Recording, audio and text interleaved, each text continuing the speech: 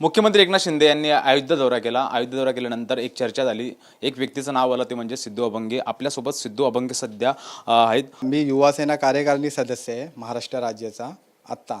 आणि याच्या आधी मला आदित्य साहेबांनी उद्धव साहेबांनी मला युवासेना विस्तारक पद डिक्लेअर केलेलं आहे त्यांच्या सामना पेपरातून.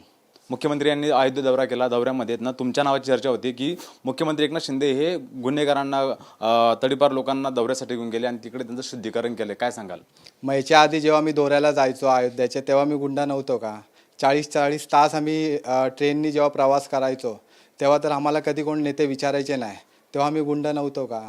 हा आज ट्रेननी 40 तास प्रवास केल्याने गुंड नाही आणि प्लेननी प्रवास केल्याने गुंडा, हे कसलं नाही? विरोधी पक्षनेते अंबादास दानवे यांनी थेट तुमचं नाव घेतलंय आणि सांगितलंय की मुख्यमंत्री हे तडीपार लोकांना शुद्धीकरणासाठी घेऊन गेलेत. काय सांगाल? त्या अंबादास दानवेला विचारा तुम्ही की जेव्हा मी संभाजीनगरला आलेलो तेव्हा हेच मुख्यमंत्री जेव्हा उद्धव साहेब होते तेव्हा त्यांच्या बाजूला माझी रूम बुक होती. तेव्हा त्यांनी हा प्रश्न उद्धव साहेबांना का नाही विचारला की बाबा हा गुंड साहेब तुमच्या बाजूला कसा आहे? आणि असं काय त्यांना काम पडलेला की बाबा रात्री 1 वाजता 12-1 वाजता मला स्वतःच्या घराच्या खालती बोलवून माझ्याशी काय चर्चा करत होती, हे पण त्यांना विचारा तुम्ही.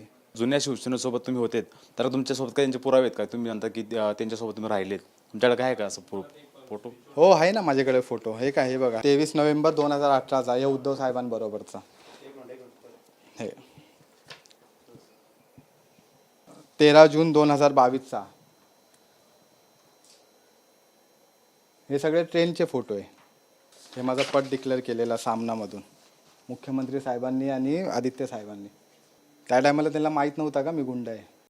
खासदार संजय राऊत यांनी सुद्धा तुमच्यावर टीका केली आहे, तुम्ही काय सांगाल? राऊत साहेबांनी तर माझ्याशी खूप वेळा चर्चा करायची. मला जेव्हा माझा प्रवेश झाला, हजारो गाड्या घेऊन जेव्हा मी सेना भवनला गेलो, तेव्हा राऊत साहेबांनी मला पर्सनली फोन करून मला बोलून घेतला सेना भवनला आणि माझा सत्कार केला त्यांनी. ते पण माझ्याकडे पुरावा आहे. हे राऊत साहेब आहे. विसरले असेल मला असं वाटतंय. तुमच्यावर आतापर्यंत काही गुन्हे दाखल आहेत का? माझ्यावर जे गुन्हे होते ते सगळे राजकीय गुन्हे. माझ्यावर असा काहीच गंभीर गुन्हा नाही आहे. माझ्यावर खंडणी नाही आहे, मर्डर नाही आहे. मी असं काहीच काम केलं नाही आहे. मी फक्त पक्षाचं काम करतो आहे आणि मरेपर्यंत करत राहणार. मी असा काहीच केला नाही आहे. हे दानवे साहेबांनी, राऊत साहेबांनी हे पुरावा द्यावा की माझ्यावर असे काय गुन्हे आहे. मी जाग्यावर माझा पदाचा राजीनामा देऊन टाकेल आणि जर त्यांच्याकडे पुरावे नसेल तर त्यांनी त्यांच्या पदाचा राजीनामा द्यावा. सिद्धू अभंगेवर विरोधकांनी टीका करण्याचं कारण काय वाटतं तुम्हाला? कारण म्हणजे जे काम ते नाही करत आहे ते कामं आम्ही करतो. आमची युवासेना करते. आमचे ठाण्यातले सगळे युवासेना करतात. आज शिंदे साहेबांच्या मार्गदर्शनाखाली जो काम चालू आहे सगळ्या युवांचा, हे पहिल्याच्या युवासेनेत काम चालू नव्हता. म्हणून त्यांना आता हेच जर मी सिद्धू अभंगे चुकीचा असता तर आदित्य साहेबांनी, वरुणजींनी, अजून बरेच नेत्यांनी मला किती वेळा फोन केला की सिद्धू तू आमच्याबरोबर थांब, आम्हाला तुझी गरज आहे. तेव्हा ह्यांना मी गुंडा दिसत नव्हतो का?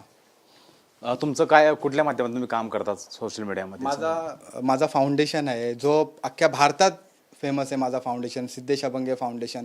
त्यामध्ये किती युवा ॲक्टिव्ह आहे हे कधी त्यांना दिसत नाही. आणि आत्तापर्यंत जेवढ्या मी सभेमध्ये होतो उद्धव साहेबांच्या, ते सगळे सभेचे फुटेज तुम्ही काढा. सगळ्या सभेमध्ये मी कुठल्या VIP सीटवर बसून नव्हतो. मी आपले जेवढे शिवसैनिक होते ह्यांनी कधी कोणाला पाणी विचारला नाही, कधी कोणाला नाश्ता नाही, काय नाही. मी एकटा 50,000, 20,000, 30,000 जी माझी कॅपॅसिटी असायची ते मी पाण्याचे बॉटल घेऊन मी अख्ख्या शिवसैनिकांना वाटायचो. हे सुद्धा तुम्ही माझ्या प्रोफाईलमध्ये जाऊन हे तुम्ही सगळं बघू शकता. अंबादास दानवे तुमचं नाव घेऊन थेट टीका केली. तुमच्या आता पुढची भूमिका काय असणार आहे?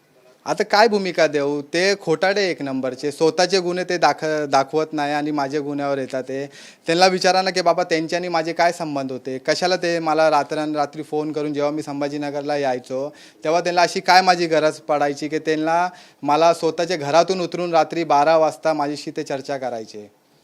हे सर्व प्रकरण झाल्यानंतर तुमचं मुख्यमंत्र्यांचं काय बोलणं झालं का? नाही, माझं काहीच बोलणं झालं नाही. हे बघा कसं आहे, आमचा मुख्यमंत्री हा सामान्य जनतेचा मुख्यमंत्री आहे. हा का VIP मुख्यमंत्री नाही आहे. ह्याला सगळ्यांची कदर आहे. आज त्यांना माहीत आहे हे जुने शिवसैनिक आहे. आज त्यांनी आम्हाला एक संधी दिली बाबा एरोप्लेनमध्ये बसायची आणि त्याचा आम्हाला अभिमान आहे. बाकी काय नाही. Camera person Mohan दुबेसह Mihira Dhakane, TV9 Marathi, Thane.